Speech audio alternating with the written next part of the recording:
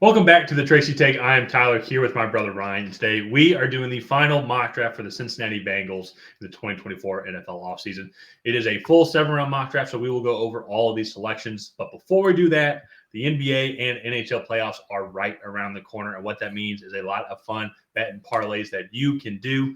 And BetUS has an amazing promotion going on right now for all of their first-time players of 125% match for your first 3 deposits. Make those parlays just a little bit more fun. So be sure to click the link down below to take full advantage of that promotion. While you're at it, be sure to like this video and also subscribe to the Tracy Take. Get notified when we create new content. Ryan, let's pull this up here.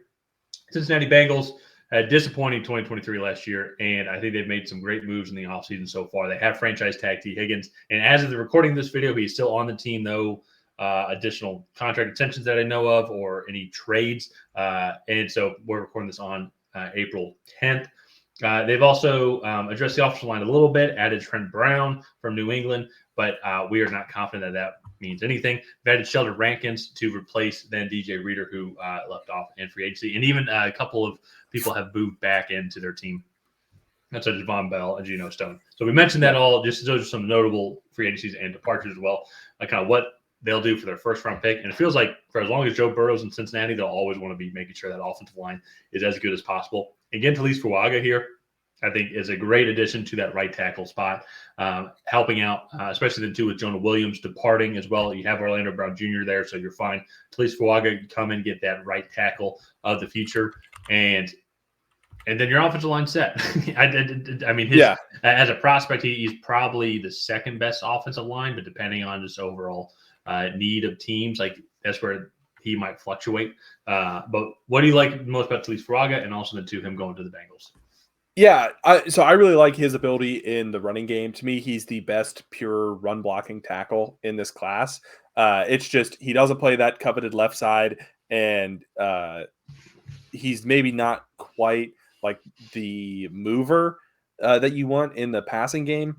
But again, I really like what he brings to the table, especially for a team like Cincinnati, who they do like to run the ball. I know they lost Joe Mixon or released Joe Mixon and signed Zach Moss, but getting a people mover in the running game like Talise Fuaga, I think is fantastic. And I also say that he's not a slouch in the pass blocking game either.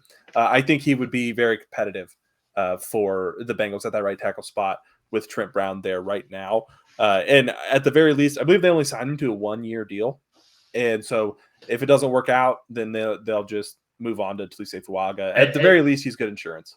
Well, I think Trent Brown he's got that veteran experience. You can teach your rookie offensive tackle, know kind of the ways of being an offensive lineman, and then you still have that veteran swing tackle presence.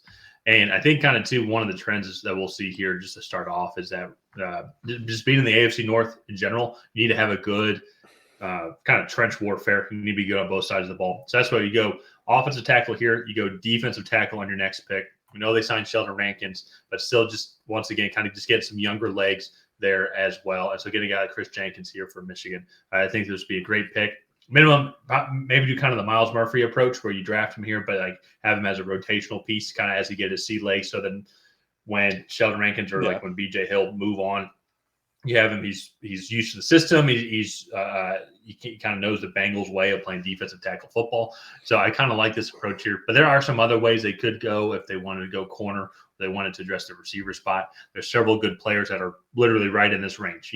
Ricky Pearsall was a couple picks before. Obviously, you see Enos Rakestraw there, and then a couple of receivers that were still on the board, and even TJ Tampa also. So this is a very good spot, I think, for the Bengals to pick based off how our prospects fell and based off of our board. So I don't think they can go wrong here with too many picks.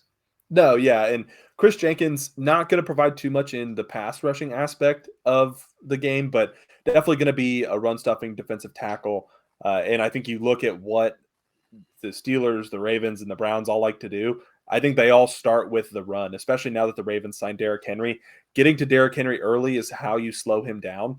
You just can't let him build up steam. And I think it starts in the trenches with them, and they need to be fresh for all game. And going and getting Chris Jenkins, I think, is really just a sign that they're building for the tough like 21, 17, Yeah.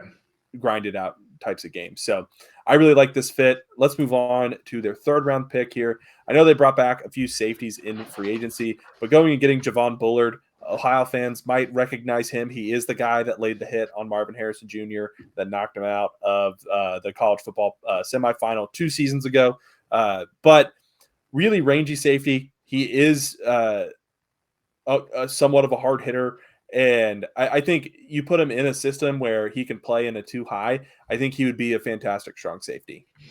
Yeah, I'd be curious when, because I feel like they're going to address secondary in this draft as well. I wonder if this would be the pick or even this position, if they maybe would have gone with Andrew Phillips, if he would have fallen a couple more picks, so to say. Because that's another area I feel the Bengals just are going to just constantly be just kind of keep working on that secondary overall. They had a young secondary last year because they said goodbye to Jesse Bates and also Von Bell just for a year, but then he came back, so brought him back. And the younger guys got a little bit more experience, so that's getting a little bit better overall. But potentially, if they don't want to go that here, I think going offensive line or going back to the trenches, I think would be a good spot. Potentially receiver also as well. So, but they do go receiver with their next pick. They do have a compensatory pick here. We have them going with Johnny Wilson. One of the things that's unique about Johnny Wilson is just because of obviously how tall he is, but it makes me curious how teams are going to value him. Just because he is so big. He could be that red zone specialist, so to say, for some of these teams, and a team like the Bengals with a precision passer, Joe Burrow, and that Zach Taylor offense. Maybe they'll go and use him because he's totally different than Jamar Chase and T. Higgins, just with how big that he is. They don't really utilize – well, they have okay tight ends, but they're more the traditional tight ends, not like how we're seeing now with the modern-day slot tight ends. So maybe Johnny Wilson can kind of be that guy for Cincinnati. What are your thoughts kind of on this pick overall? Yeah. I like Johnny Wilson. Obviously, you see a 6'7", 233-pound wide receiver, and you're like, why isn't he playing tight end? But he actually has the speed and athleticism to win deep. He is very good in contested catch situations, and like he's just a little raw. And I think that's kind of why he's falling. But I also think teams just wouldn't know how to really use him. And I think, especially with questions around T. Higgins and whether or not he'll be there, going and getting Johnny Wilson is a little bit of a security blanket. Just at the very least, throw 2 or 3 jump balls up to him each game and see if he can bring them in. Like that would be a worthwhile shot here at 97. Especially it's a compensatory pick. Like you aren't really counting this anyways. It's a bonus pick, Yeah. Like why not? Let's have some fun with it. So yeah, that's a good point. I mean, there's these first top 100 picks, they're so deep. I think they would, with this so far, they've addressed a lot of they addressed the trenches and then they addressed the skill position players. So I think they could go in any one of those orders. The Bengals, I think, are going to be mainly a best player available mentality. Probably starting off after the offensive line spot. I feel like Fuaga or J.C. Latham, they're all going to be just too good of players to pass up. Let's move on now, though. Let's wrap this up here with their day 3 picks. Address the secondary again with DJ James. Then you have Audric Estime. My apologies if I mispronounced it. Estime. I estimated incorrectly. But running back here, get a little bit more depth to help out with Chase Brown and Zach Moss. Then cornerback again here as well, going with Dwight McLaughlin. And so dressing there, the corners twice. I think he's getting some good overall value players there. And then wrapping up here in the 6th round with Layden Robinson. Going on the interior here, once again, just getting some more depth, something similar as well to kind of why you still go after Fuaga with the first overall pick, even though you signed Trent Brown to that 1-year deal.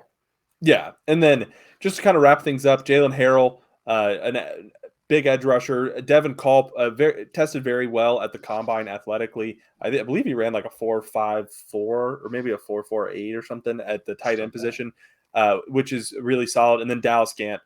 Going and getting a linebacker there just to kind of add some depth behind Logan Wilson and Cruz. So all in all, I think this is a really solid mock draft for the Bengals.